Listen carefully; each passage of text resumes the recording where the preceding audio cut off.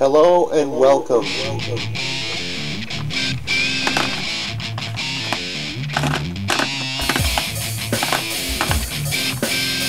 Today we've got something special for you.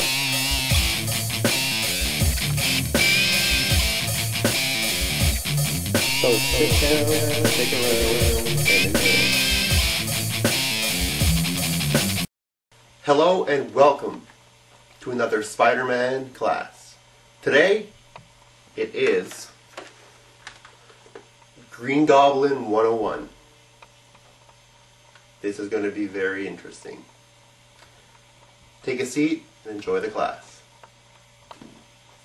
We start off with Green Goblin 101, naturally, where all good comic books start, with a first appearance. This is a 1964 first appearance of Green Goblin in Amazing Spider-Man number 14. No, this is not a reprint, this is the real deal. In this issue, we first see the Green Goblin in all his glory, wanting to take out Spider-Man. Now, some differences between the Green Goblin we know today and the Green Goblin we knew then is basically on his glider. Now he has a glider where he stands on and flies around. It's kind of like a big wing thing, you know, sitting on. Like, as you can see this thing here. It's just a metal base he stands on and flies around. Back in this issue, it was more like a broomstick. He would get up on it and hold it between his legs like a witch flies on a broom, and that was his glider. So, that's pretty much the look that happened since then. In this issue, what he does is he fools Spider-Man into thinking he's going to star in a movie. Takes Spider-Man up to Hollywood, gets everybody fooled into this movie thing. It's kind of a weird little story. And then Green Goblin hires the help of the enforcers, and they try to basically kill Spider-Man on set, if you will. And they don't get away with it naturally. Green Goblin flies into a cave, Spider-Man chases into the cave, and as you can see on the cover here, it says guest starring the more than rampaging, popular, Incredible Hulk. Well, Incredible Hulk is in that cave, incidentally, and he battles Spider-Man. While he's battling Spider-Man, the Green Goblin gets away, and we see the Green Goblin back at his hideout, taking off his mask and pondering to himself how is he going to defeat Spider-Man, and that he would have had him if it weren't for the Hulk, and yada yada yada. Now, we do not know the identity of the Green Goblin yet, and that will be a mystery for a long time. Something also to note is that in Amazing Spider-Man, in the first full run up until issue 39, it is drawn by the infamous Steve Ditko and written by Stan Lee. Now, the Green Goblin had one huge impact at Marvel Comics, and it was that the identity of the Green Goblin, there was an argument about it between Ditko and Lee.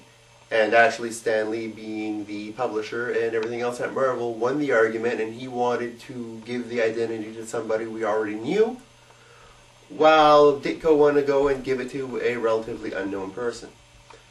Because of this, Ditko left Marvel Comics, and Amazing Spider-Man 38 would be his last work. As we go into Amazing Spider-Man number 39, our artist has changed, and the identity is revealed of Spider-Man to the Green Goblin, and the Green Goblin to Spider-Man. This is part of a two-parter, issue 39 and issue 40. What happens is the identity is revealed. Green Goblin learns that Spider-Man is Peter Parker, and a friend of his son's, Harry Osborn. And Spider-Man learns that the Green Goblin is Norman Osborn, which is the father of one of his best friends. So, very interesting storyline here. These are two of the key issues of all of the Green Goblin comic books.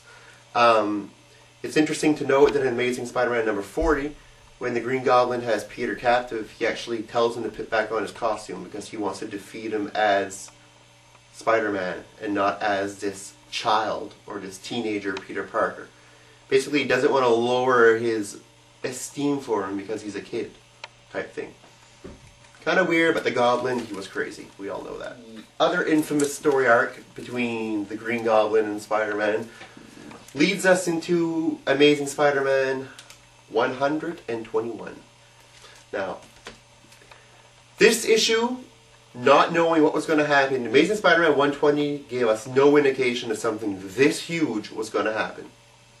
So what happened next? This issue comes out and all the fans are blown away, as this is one of the most important Spider-Man issues since Amazing Fantasy 15, which was his first appearance. Because someone that Spider-Man holds really dear dies in this issue. What happens? The Green Goblin abducts Gwen Stacy, which is Spider-Man's girlfriend, brings her to the Brooklyn Bridge, and basically throws her down the bridge. Now Spider-Man swings a web, tries to catch her, but she's dead before she reaches the ground. Monumental, as Peter Parker witnesses his beloved Gwen Stacy die, and he's holding her in his arms and screaming at the Green Goblin that he'll kill him for this. Very powerful issue. When Uncle Ben died, it was huge. It had a huge impact on Spider-Man. Gwen Stacy's always a woman he loved. And when Green Goblin took her life, rest assured, this changed Spidey's way of thinking for a long time to come. Which brings us down to Amazing 120. In Amazing 122, as if we thought it couldn't get any crazier, that Gwen Stacy was dead. In this issue, the Green Goblin dies. And how he dies is during the battle with Spider-Man, right after Gwen Stacy's death. Spider-Man moves out of the way and the glider impales him. Kind of like in the Spider-Man movie. The first movie, it's kind of the same way he dies. The glider goes to get Spider-Man, Spider-Man moves out of the way, and then the glider impales the Green Goblin. Now, something that resonates in this issue, and it always has, for me anyway, is when the Green Goblin is impaled by the glider.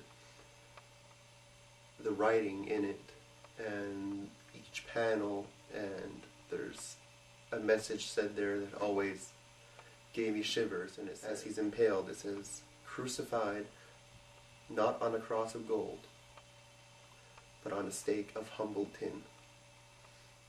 It's just monumental.